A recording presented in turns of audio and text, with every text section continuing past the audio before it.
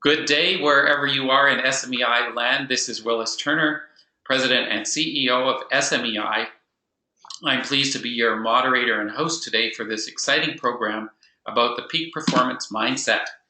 And I'm going to introduce our special guest, Gerhard Schwantner, is coming to us from Fredericksburg, Virginia. He is the founder and CEO of Selling Power, Inc., and a multi-channel company that produces Selling Power magazine, the Sales 3.0 conference, online newsletters, and a daily 5-minute video series.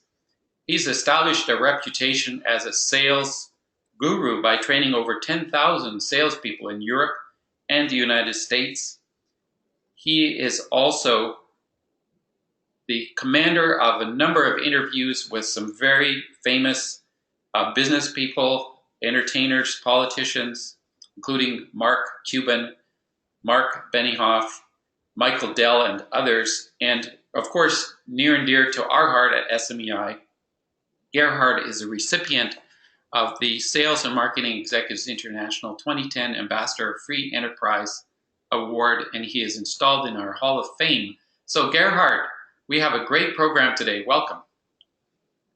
Well, thank you so much for this wonderful introduction, and I'm so excited to deliver this to you, and I'm very proud that a class in the Netherlands is listening in. And I went just on Google and tried to say good afternoon in Dutch. Is it good in Mittag? I don't know, so let me know. I want to make this interactive, so we have a chat function, and you can type in your questions. I can see them, and we definitely will have a Q&A session at the end. And essentially, I want to set the frame here of what I'm going to do, what I'm proposing to do. I'd like to share with you what is the foundation of a peak performance mindset. And a peak performance mindset is better than average. And I'm sure that all of you are better than average already. And hopefully in this 1 hour, I can get you to think a step above and hopefully reach that step very soon. I share how peak performers set and achieve goals, and Willis is going to do a little poll. Then I'm going to talk about how to change and transform self-limiting beliefs into liberating beliefs. We want to talk about how to improve with role models and mentoring, and we want to enhance the executive function of your brain. And there are a lot of tools to do that. And then I want to conclude by sharing a 5-step process for improving your mindset. So with that promise, we have an action-packed agenda. And I want to define what is a peak performance mindset. And the mindset is all about the assumptions, the behaviors, the beliefs, the thoughts, the feelings that rush through our brain at any one moment. And we can achieve that state. Some people call it a flow of peak performance. Others think about those are cognitions, and we can direct those cognitions towards a very specific goal. I've interviewed a lot of highly successful people in business or in sports or in coaching, and they all have one thing in common. They know what they want. They're sure about where their talents lie. They exercise that talent in the direction of their dreams, and they pursue meaningful goals that are really exciting, that gives them fulfillment and enjoyment, and they get the most out of life, and that's what we are all about. So when it comes to sales, where does the mindset fit in to the process of achieving peak sales performance?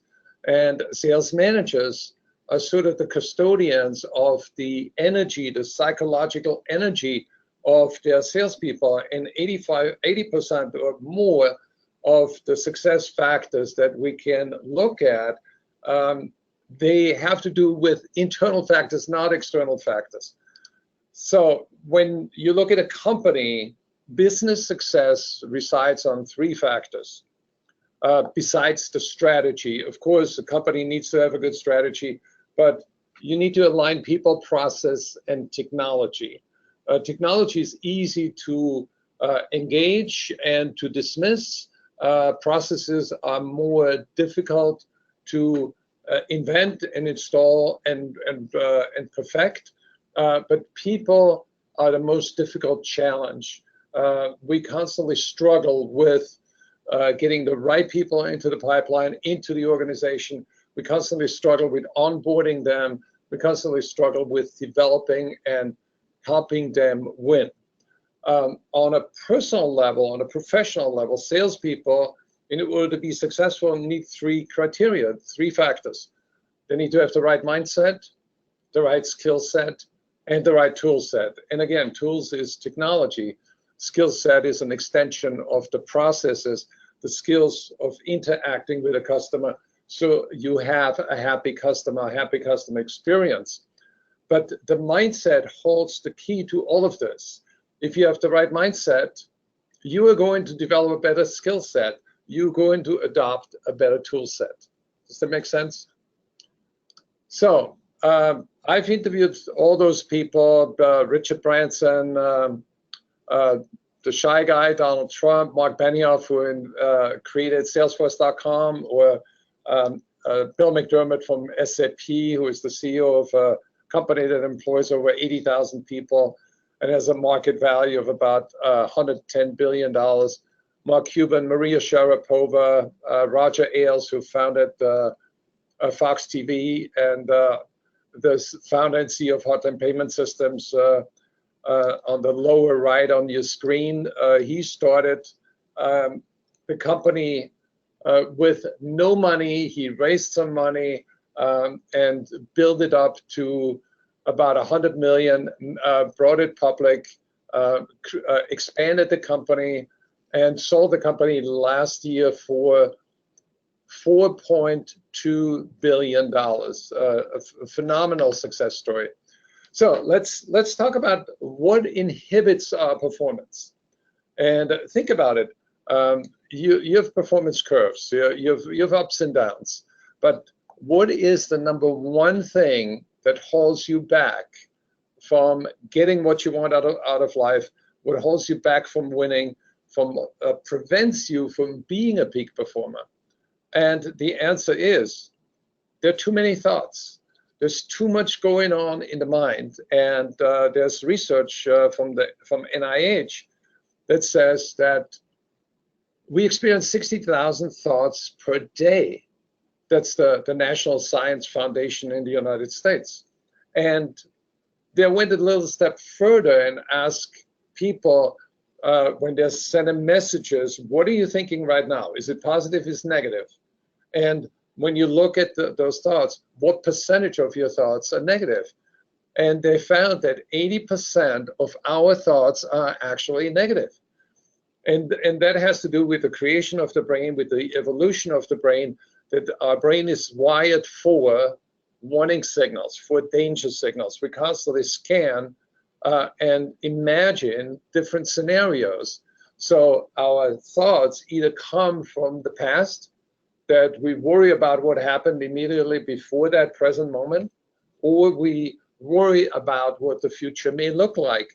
And how does that translate to sales? Very easily. When salespeople meet a customer, before they enter the door or before they make that phone call, the thoughts they have and the intention that they're set determines the outcome of that sales call. So if they're not positive and anticipating success, or anticipating a friendly customer, or anticipating a positive conversation, then the outcome of that sales call is very likely to be negative, like their thoughts. So imagine you got an email, and the email says it's about your performance. Imagine if you got an email like this: Dear self, you are not good enough. Yours truly, me. So this is an illustration of self-talk that happens all the time in so many situations. And the question is, how good does that feel? It doesn't feel good. It interrupts our flow of good feelings, and we cannot transmit good feelings to other people when we are stuck in that negative self-talk mode. And think about your goals that you want to reach. What do you want to do in the future? Your idea of reaching your goal competes with 60,000 other thoughts that are negative in your mind. So that explains why it's so hard to reach peak performance. And what we found is that negative thoughts and feelings are the biggest barrier to sales productivity. It holds us back. We are our worst enemies. And positive thinking is not enough. You cannot just say, okay, I think positive. Well, how do you propose to do that? How do you propose to shift from negative mode to positive mode? It's not that easy. It's easier said than done. And the research also says that when you think about the ratio between positive and negative thoughts, to flourish, we need a ratio that's no less than 3 to 1. Meaning we need to build up the positive side in us and create emotionally significant experiences that are positive. And some experiences are just simply being grateful. Have a gratitude journal at the end of the day, or start your day with positive expectations and positive intentions, or translate some of the negative thoughts into positive thoughts, and also positive actions, like healthy diet, good exercise, makes you feel good, that creates endorphins. So there are a number of techniques to do that with. I want to share a little bit more research. So we get to the foundation. There's a guy named Sean Archer in the United States. He has written the book Before Happiness, and he found that people with a happy mindset, they have 23% more energy. Let's just think about it. What could you do with 23% more energy? You would make more calls. You would be more enjoyable to hang out with, and you would have more positive experiences in your life. Happy people are 31% more productive. Just think about it. If you have a happy sales organization, you get 31% more sales just with that. And people are 300% more creative. And I've spoken to a lot of psychologists about that. There's one guy in Chicago, at the University of Chicago, Mihaly Csikszentmihalyi. He has written the book Flow. And when the creative people get in the flow state, they're happy. They lose a sense of time. They don't even know where they are, and they're just happily producing. And that's the state you want to be in more often.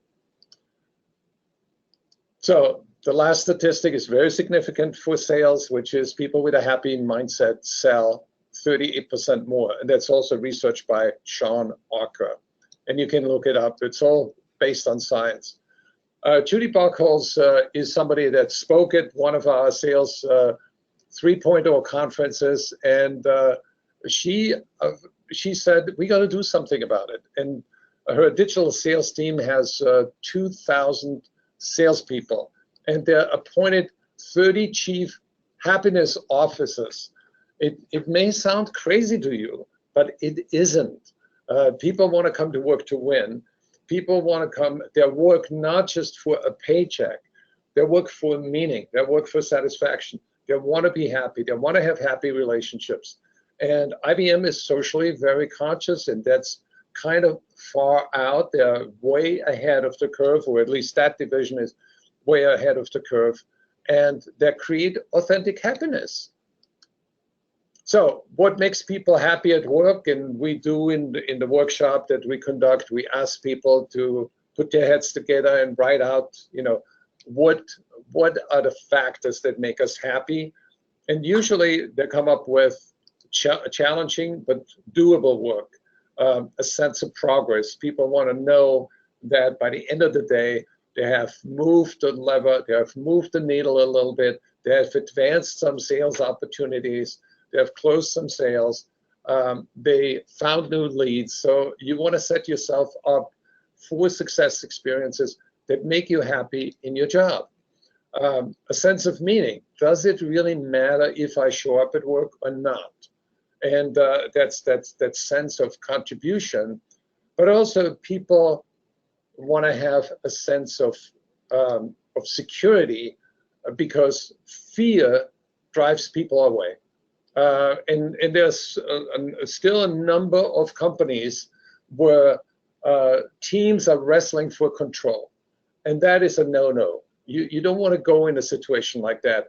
You want to change the culture from wrestling for unilateral control to mutual learning. And when people learn from each other and say, I can learn from Willis, I better listen to Willis, what he has to say on that subject. And then Willis will listen to me, what I have to say on the subject. So if we put two heads together, it's better than one, and we both are happy because we collaborate. But if I dictate my view onto Willis and his team, or vice versa, we have a clash and we feel insecure. A sense of control and autonomy, a sense of belonging, and that's the good thing in many companies. There are a lot of friendships, and you know, that's why Google, for example, has created that those kitchens that are engineered only for a limited amount of people and not a big cafeteria. And they say they can create those casual collisions where people bump into each other. They'll talk about what they're doing at work or at home, and it creates a feeling of collaboration and co-creation.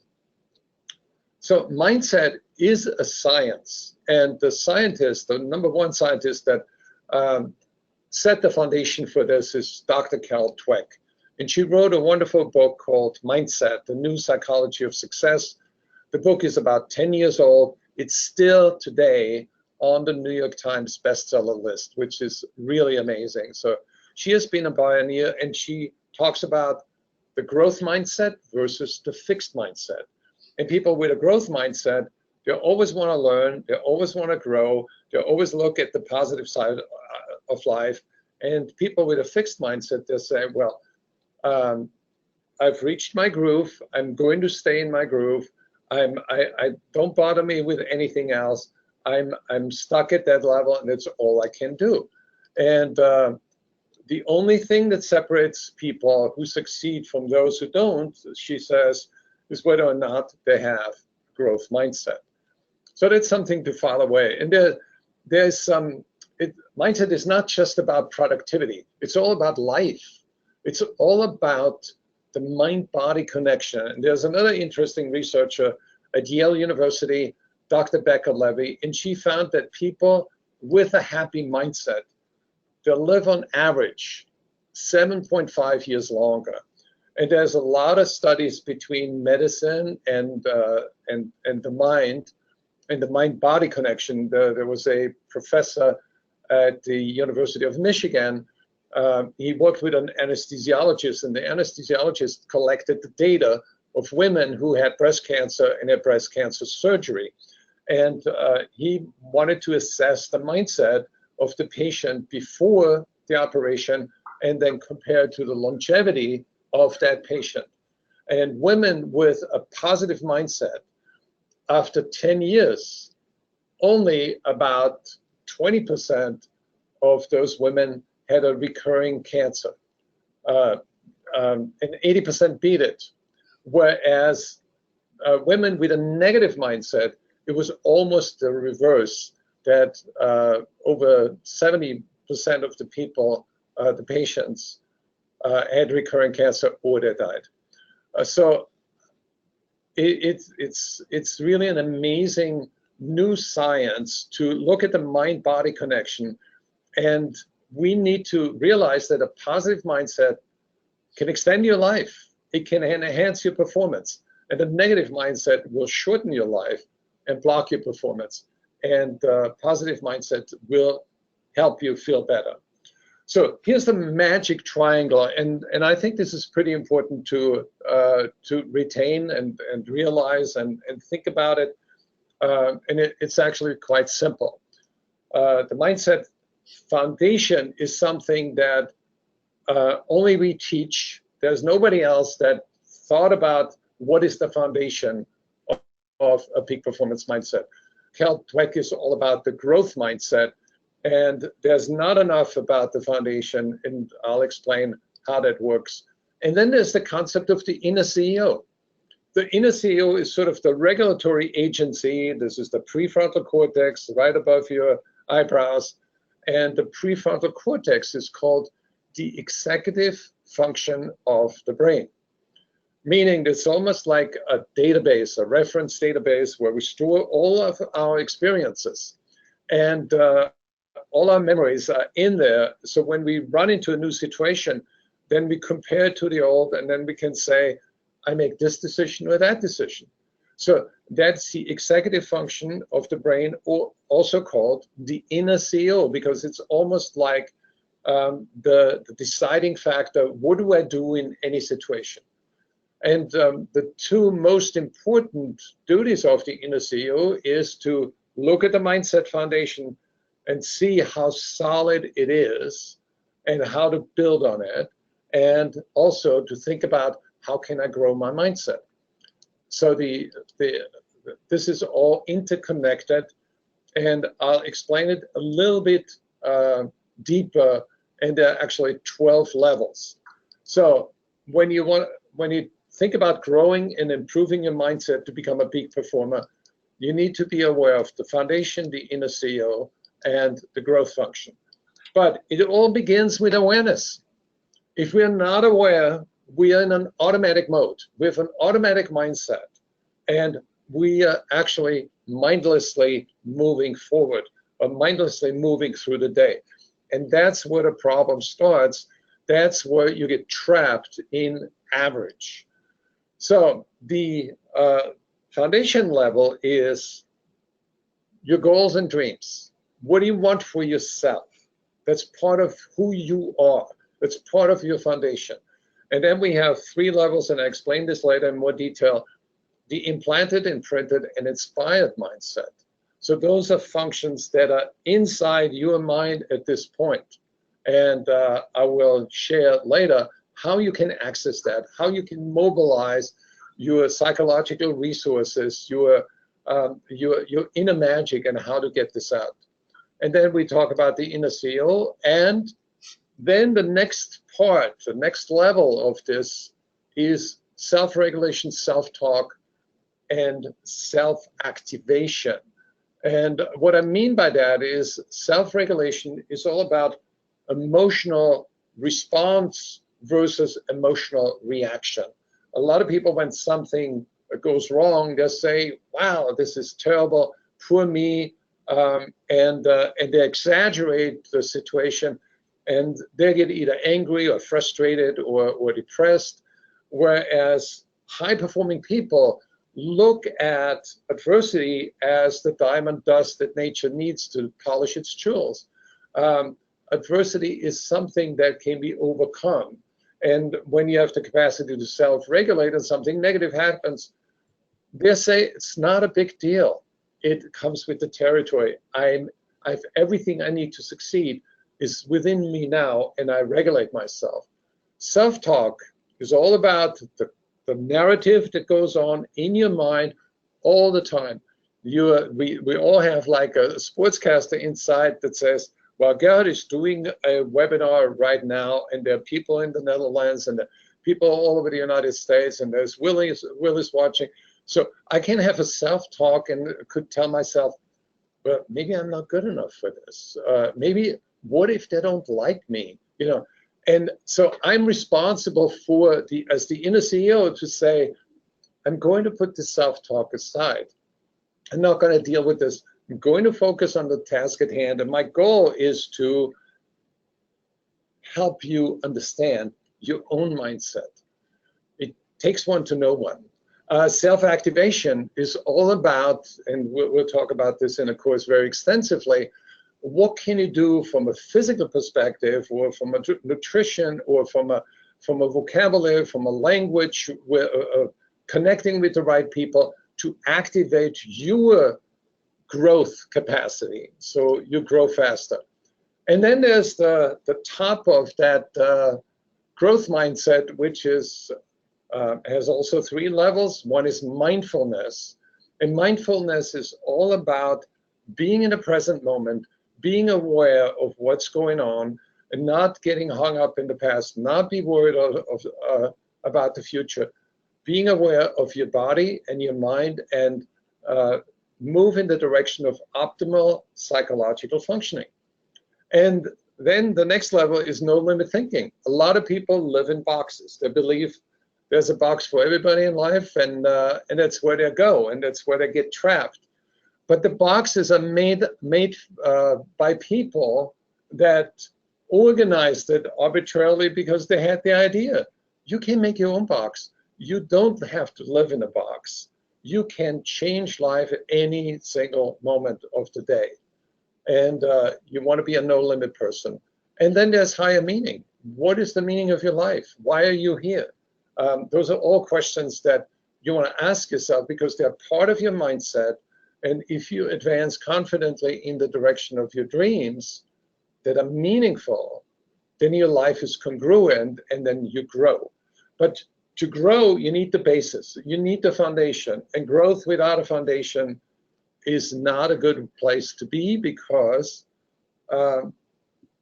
it's going to collapse. You cannot build a tall building without a foundation. At best, you have the Leaning Tower of Pisa, and at the worst, it's going to collapse. So let's dive in and make this practical. I'm done with the sort of the academic part, and now I'm going to get you to think about, I've tried to get you to think about your dreams and your goals. And what we want to do right now is, do you have any written goals? And we do a little poll. So the poll is simple question. Do you have written goals right now? Yes or no? And we are going to collect the responses. And Willis, what is your educated guess without looking at the responses yet? I think it's probably going to be about 50-50, Gerhard, based just kind of an unscientific guess based on when I talk to people about their goals. So let's go ahead and close the poll now. Got one more minute to vote, a few seconds to vote. Let's go ahead and get your votes in. Let's close the poll, and I'll share the results on the screen. And it is, Gerhard, 50-50. You are amazing. You have telepathic faculties. That's really good. It's really terrific. So why do I see myself here? I don't know. So let me continue. Goals are tricky because everybody has them. Everybody says, yes, I have goals. And half of the audience says, yes, we have goals. But there's a way to look at this. And I want to help you dig a little deeper. 50% of you want to decide what is it that you want for yourself. What are your dreams and goals? But then you want to ask yourself, why am I dreaming? Why do I want those goals? And then we can talk about how can I reach those goals? And there's still one more step left that we're going to discuss in a minute.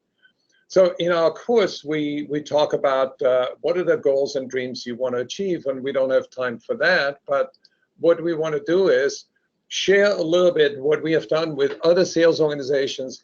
And I've worked with a company in Denver, Colorado, and we had this conversation where the entire team created a wall of dreams. And there was a spur of the moment idea where we said, let's illustrate those goals, let's externalize them, let's go to the web, capture some pictures. So 2 people on the sales team that want to go heli skiing in Alaska. One woman wanted to do a yoga workshop in India. One of the managers wanted to buy a vacation property in Umbria in Italy. One of the people in marketing wanted to ride a Dancy boat, and the VP of sales says, I want to drive a Bugatti on the weekend. And so once they had that wall of dreams, it changed the conversation because they were no longer focused 100% on making their numbers, but exceeding their numbers. They put that wall of dream next to the scoreboard in the company, and that personalized everything, and they put dates on it. By when can they go heli skiing? And they actually accelerated their sales to the point that they had the biggest quarter in the history of the company. They had no idea that a wall of dreams would turbocharge their sales performance. So they are peak performers. The second thing is you want to know why you want the goal that you want. And the bigger the why, the bigger the try. It sounds good in English. I don't know how our Dutch colleagues would translate that, but the why is fundamental. And let me share a quick story. Justin Rose is a famous golfer. When he was 17, he almost won the British Open. He came in 4th. And that same day, he decided, I want to be a professional golfer, became pro, and then he wanted to sign up for other tournaments. And he failed 21 consecutive times. He was not able to enter any major tournament. And he went to a psychologist and says, what am I doing wrong? I thought I was good. I almost won the British Open. And they found out in the conversation that his mindset was, I'm playing to win. I want to be in the newspapers. I want to win the US Open. I want to beat the competition. I want to make a lot of money. I want to buy a sports car. And the psychologist said, this is all external. Externals change. And when you make a commitment in your head, the commitment will fade the moment you encounter resistance. But if you make a commitment in your heart, then nothing is going to hold you back. So he came up with a new mindset after many conversations. I want to know how good I can become at this game. So he was focusing in the moment with every shot. And with every shot, he told himself, this is the only thing I'm going to be preoccupied with. My mind needs to focus on the task at hand now. I cannot worry about the foursome on the course. He cannot focus on the leaderboard. He cannot focus on the time. He has to focus on the present moment. He shouldn't worry about the past shot. He shouldn't be worried about the score. He should be worried and concerned and imagining the most successful shot in that very same situation. So by shifting his mindset, by increasing the why, he was able to win the US Open. And he became one of the, he's still a legendary, amazing golfer. And there are many stories like that that we could cover in our course. And you want to think about the why. But that's not all. The 50% that have goals, I want to encourage you to think about the why you want what you want. But then I want you to go a step further. And the people who don't have a goal right now, write it down and be clear about the why. And if you take that next step, you're going to be way ahead of everybody else, which is find an accountability partner. And I've done this myself. It can be either a mentor, a friend, a family member, but you want to accept the fact that you cannot do it alone. It's impossible. You want to report to somebody on a weekly basis and say, last week I accomplished this. Here are my wins. Here are my successes. And here are the challenges that I still have. And as you explain yourself to somebody else, to an accountability partner, you will think a week ahead of time each time. And every week you should be having a meeting for about 45 minutes to an hour and talk about, each other's successes and failures and your progression, where you track the progress towards your goal. And if you do that, then you will hold yourself accountable by the fact that you have to describe yourself and explain yourself on a weekly basis. And what's different here is that instead of engaging in self-talk, you're engaging in talk with somebody else. And you have another brain to process your thoughts and straighten them out and keep you on the path. And that's how you can reach peak performance. So now I'm going to cover the most important part of the mindset development. Goals are the lower level. The next level is 3 levels. That's the pyramid that's so important. The first level is the implanted mindset, second imprinted, and the third inspired.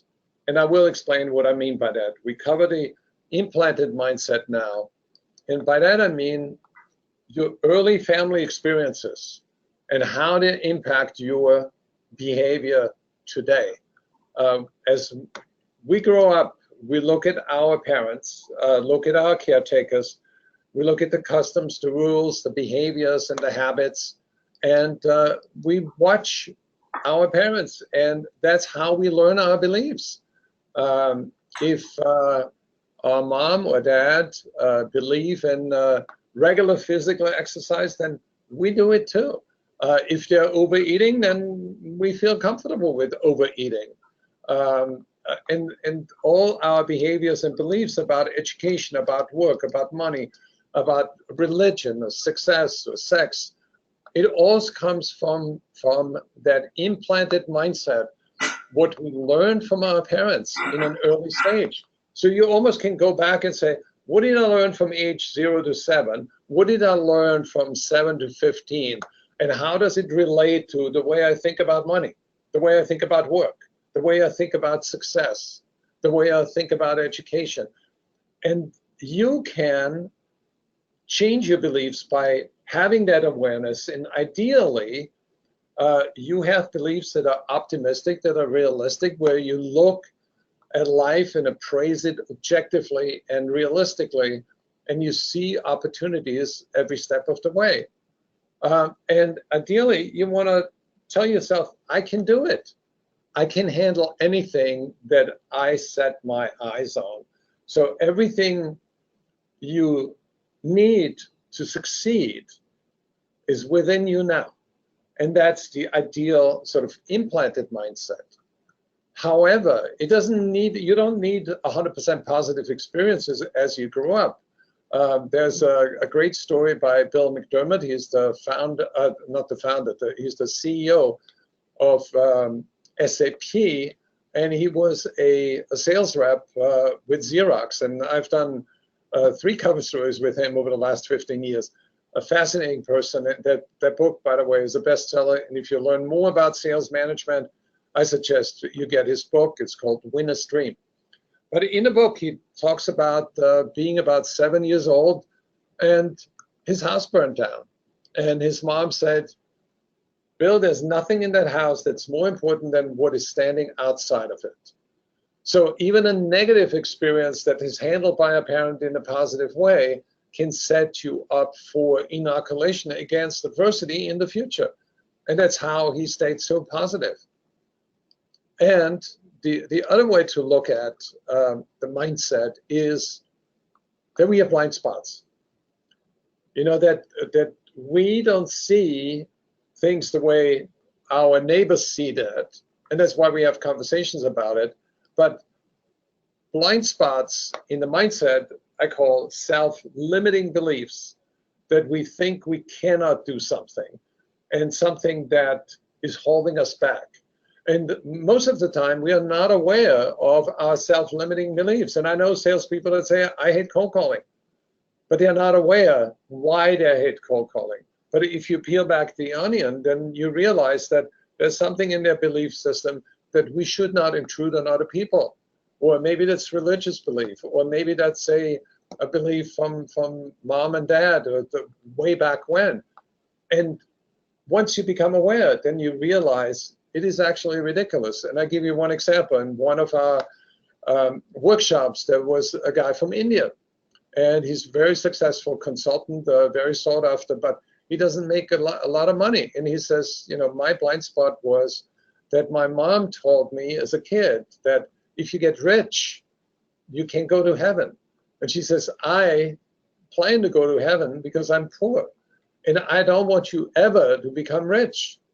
So he felt conflicted, and he realized that his career was held back by that. He could never take assignments in the United States that would get him to more money. And we had this conversation, and I said, there's a blind spot because you accepted what worked for your mom in India, and you took it with you and didn't leave it at the border. You imported it to the United States, and you believe it's still true. You can be a good person and go to heaven and make a lot of money and help a lot of people in the process, because with money you can help a lot of poor people. You take away some of their pain and you're going to be rewarded. So he was aware of the blind spot. He made his mindset shift, and now he's much more productive. He feels a lot happier. So essentially, you want to transform your beliefs, and you want to spot the lie in belief. And I don't know how to spell belief in Dutch, but in English there's L-I-E, which is lying, and we are essentially lying to ourselves, and we are not congruent. So we want to transform our limiting beliefs to liberating beliefs, and we can do that through conversations. Next level is the imprinted mindset. And imprinted is what impresses us about other people. And I want to give you a quick example, which is Will Smith. He read the book from Paul Coelho, The Alchemist, and he read that passage where you can determine who you want to be. You can self-create. You can become who you want to become. And that's how he self-developed. And he definitely came from difficult circumstances, became a terrific person and a very, very successful actor. So great ideas from other people translate into peak performance beliefs. And we want to learn from successful people like Richard Branson. His no limit thinking is he believes in the impossible. And he says, I set unachievable challenges and learn how to rise above it. Maya Angelou said, people will forget what you said. People will forget what you did, but they will never forget how you made them feel. So Maya Angelou is all about feelings. As a poet, she expresses feelings, and that's part of her belief system. And I've had the honor of meeting her, and she was the warmest person I've ever met. It was instantly relatable, instantly likable, and therefore highly successful. Here's a guy named Lou Hollander. When he was 82, he ran an Ironman race in 16 hours, 45 minutes in Hawaii. And he is a role model for me. He's inspiring to me because he has that mindset that you can live 120 years. You can do the impossible. You can have a belief system that is a no-limit belief system. So I don't want to get into this. I don't know how much time we have, about 15 minutes. So I want to wrap it up and go to your questions. But you want to think about who are the role models that inspire me. And essentially the idea is change your heroes and you change the direction of your life. So make a list of people you want to learn from that help you get to the next level. The next level, the final level, is the inspired mindset. And that is all about who you really are. And in our course, we talk about what makes you awesome. We have those conversations, and then people connect, and they really realize that they're better than they thought they were. And everybody has inner magic, and that's what I learned from Bill McDermott. He used that term. Everybody is born with a talent, that's inside of them. And we use that inner CEO, that prefrontal cortex that we talked about earlier, to understand what that inner magic is. And the inner CEO function is that higher level thinking where you view your situation from a much higher perspective. So If you want to have a better mindset foundation, you want to be aware that the inner CEO has some duties, has some responsibilities, and there are only 5. You want to expand your awareness. You want to be aware that you're in charge of your mindset. You want to be aware that you can go further than what you think. You want to be aware that you can be in the present moment and not caught up somewhere else. You can be aware that the thoughts are negative that are in your mind and you can let them go. The next step is that you want to review your dreams and goals. You want to focus on something that's worthwhile. You want to focus on something that's meaningful. You want to understand the why behind the goals, and you want to have an accountability partner. You want to improve your implanted mindset because you can look at your past like a garden, and you can decide to water the flowers and maintain all those good parts, and decide to stop watering the weeds and let go. And you can improve your imprinted mindset and get better heroes into your life, read more books from very successful people that you want to be like, and you want to activate your inspired mindset. You want to realize and recognize that everybody is born with an instrument, and you need to find out what it is, and you need to learn how to play it. So this is another exercise we do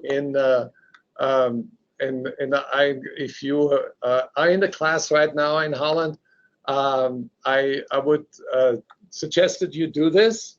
And the other people that are alone, I just want you to imagine this. If one of you makes a fist and the other person will try to open the fist with any legal means possible, what do you think is going to happen? Well, in most of the cases, people will struggle and get physically aggressive and try to open your hand so the hand is open.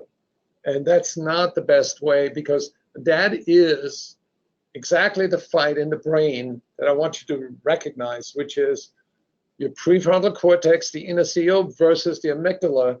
And the amygdala is reacting to the task and using aggression without thinking, whereas the prefrontal cortex thinks about this and say, oh, there are other ways. And then in the class, usually somebody comes up and says, well, here's a $10 bill, open your hand. Or they simply ask. So you learn how to respond to a challenge instead of reacting to a challenge, and regulate your mind so you can regulate your emotions and decide on the right course of action. So your success is a reflection of your mindset, and there are 5 quick steps that I want to share. There are more in the class, there are more in the book, but within that limited amount of time that we have today, I want to just share 5. One is improve your awareness daily, and ask yourself, is my mind full or am I mindful? And you want to be aware of your thoughts, your dreams, your feelings, your behaviors, and your beliefs. And awareness is the first step. It's the most important step. It's the most overlooked step. It sounds like trivia, but it's very significant. Awareness is the first step on your ladder to peak performance. Second, create your wall of dreams. Energize your mind with the most amazing dreams. Don't hold back in dreaming. Dreaming is cheap. Print out something, hang it on the wall, create your own wall of dreams, and put a deadline on there. A goal is a dream with a deadline. And you will make very quick progress if you have that visual reminder. Cultivate your implanted mindset. Look at the past as a garden. The memories are the seeds, and you can water the flowers, and you can stop watering the weeds. You can let go. Next, improve your imprinted mindset. Think about the people that impress you. Find new role models. Change your heroes, and you'll change the direction of your life. And finally, improve your inspired mindset. And here's a picture of Oprah, And she said that work on the alignment of your personality with the gifts that you have with the real reason why you are here. So Oprah talks about the why. The bigger the why, the bigger the try. And you want to have clarity about who you really are. And it's hard for people to realize. It's hard for them to think about that they're really special, because your thoughts about being special, if they haven't been implanted by your parents, then you have a hard time believing that. And you need to work on your belief system and realize that everybody is born with a gift, and you want to know what it is. So you want to awaken your inner magic.